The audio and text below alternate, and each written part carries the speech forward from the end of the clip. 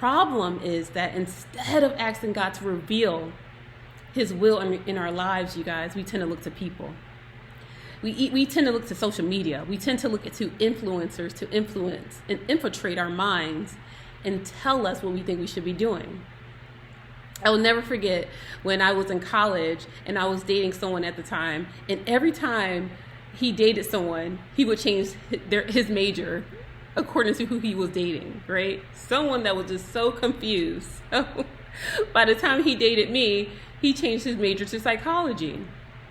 Well, that didn't work out because that was not his purpose. And a lot of times, you guys, we are being influenced by the people that we are around, right? But we're not being influenced by God. And we're making decisions that are not going to work because those are decisions are permissive will, not God's perfect will for our lives. And we have to realize that when God's oil isn't on something, it's not going to work. It's not going to work. In Jeremiah 17:5, it says, "Cursed is a man who trusts in men, who makes flesh his strength, and whose heart turns away from God, from the Lord." A lot of times, you guys, people rely so heavily on their flesh and not on the Spirit of God.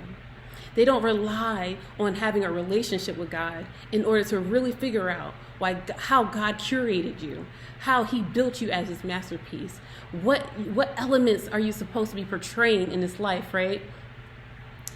It says, while a percentage of people, it's hard to identify what percentage of people really start to compare themselves to social media, but sadly it says that 80% of women and 65% of men engage in social media comparison.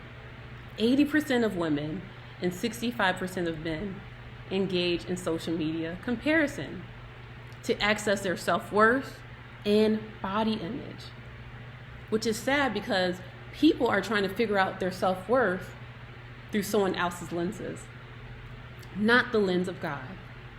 Which people looking at getting they're looking at getting what's popular, but not what is purposeful, right?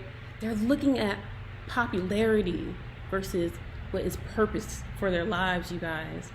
And when you are looking at popularity, you are in that gray area of jeopardizing your integrity.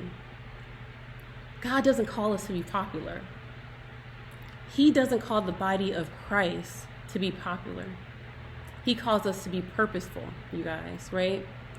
We have a perfect will in God's eyes. And when we are looking to be popular in order